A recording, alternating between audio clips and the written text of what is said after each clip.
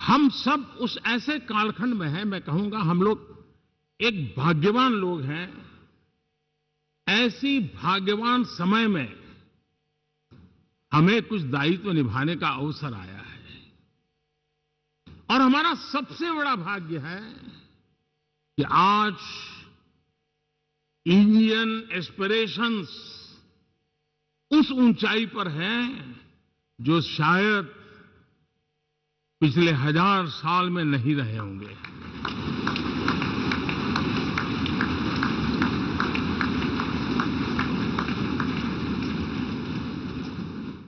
गुलामी के जंजीरों ने उसके एस्पिरेशंस को दबोच के रखा था।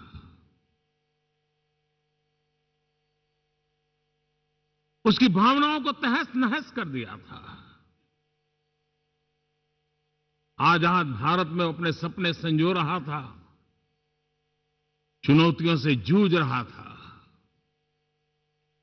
लेकिन मिलकर के आज जहां पहुंचे हैं, अब वहां वो रुकना नहीं चाहता है। वो एस्पिरेशनल सोसाइटी के साथ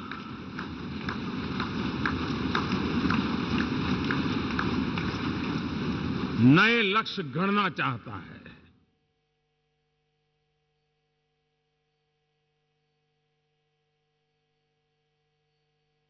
जब एस्पिरेशन सोसाइटी सपने संजोते ही हो, संकल्प लेकर के निकल पड़ी हो, तब पुराने कानूनों से मुक्ति पाकर नए कानूनों का निर्माण करके उज्जवल भविष्य के लिए एक मार्ग प्रशस्त करने का दायित्व हम सभी सांसदों का सविशेष होता है। संसद में बनने वाला हर कानून, संसद में होने वाली हर चर्चा, संसद से जाने वाला हर संकेत इंडियन एस्पिरेशन को बढ़ावा देने के लिए ही होना चाहिए। ये हम सबकी भावना भी है, कर्तव्य भी है और एक एक देशवासी की हमसे अपेक्षा भी है।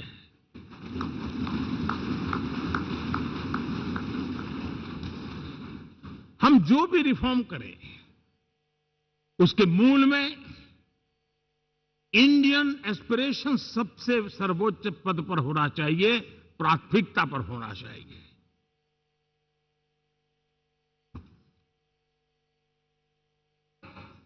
लेकिन मैं बहुत सोच समझ करके कहना चाहता हूं, क्या कभी छोटे कैनवास पर कोई बड़ा चित्र बना सकता है क्या?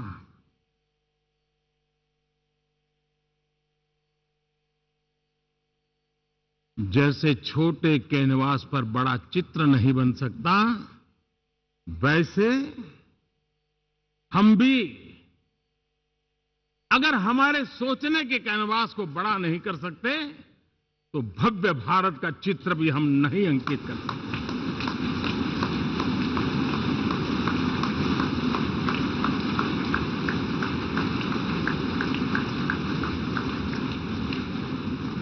पचहत्तर साल का हमारे पास अनुभव है।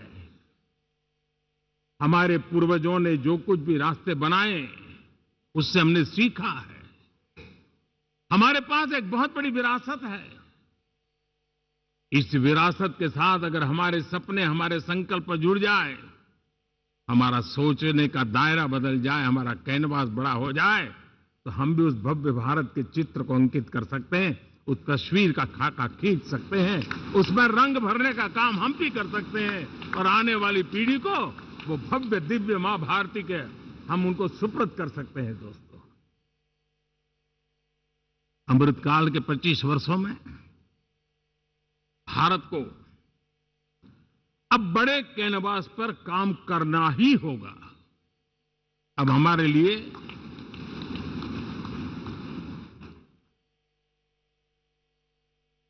छोटी छोटी चीजों में उलझना, वो वक्त चला गया है। हमें आत्मनिर्भर भारत बनाने के लक्ष्य को सबसे पहले परिपूर्ण करना चाहिए।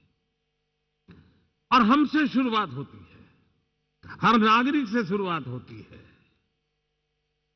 और आज दुनिया में भी एक समय ऐसा था कि लोग मुझे कहते थे, हमारे बड़े बड़े बुद्धिजीवी और अर्थशास्त्री लिखते थे कि मोदी आत्मनिर्भर की बात करता है तो मल्टीलेटरलिज्म के सामने चुनौती तो बन नहीं जाएगा, ग्लोबल इकोनॉमी के जमाने में ठीक तो नहीं होगा। लेकिन 5 साल के भीतर भीतर देखा, दुनिया भारत के आत्मनिर्भर मॉडल की चर्चा करने लगी।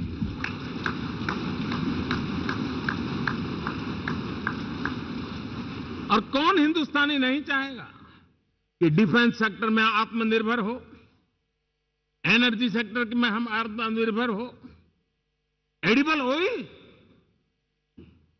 क्या इस देश को आत्मनिर्भर नहीं होना चाहिए? कृषि प्रधान देश हम कहते हैं, खाने का तेल क्या देश बाहर से लाएगा? बहुत समय की मांग है कि हमें आत्मनिर्भर भारत को संकल्प को पूरा करना, ये हम सबका दायित्व है। उसमें दल आड़े नहीं आते हैं, सिर्फ दिल चाहिए, देश के लिए चाहिए।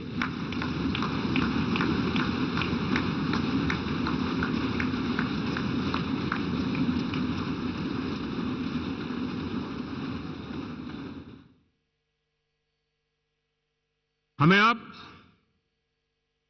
मैन्युफैक्चरिंग सेक्टर में दुनिया में सर्वश्रेष्ठ बनने की दिशा में ही कदम रखने होंगे।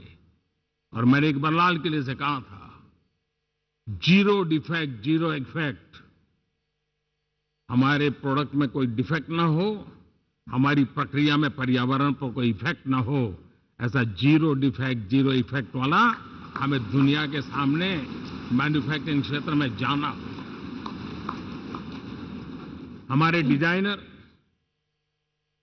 हमारे यहां निर्माण हो रही डिजाइन्स, हमारे सॉफ्टवेयर, हमारे एग्रीकल्चर प्रोडक्ट्स, हमारे हस्तशिल्प, हर क्षेत्र में अब हमें वैश्विक मापदंडों को पार करने के इरादे से ही चलना चाहिए, तब जाकर के विश्व के अंदर हम अपना झंडा फहरा सकते हैं।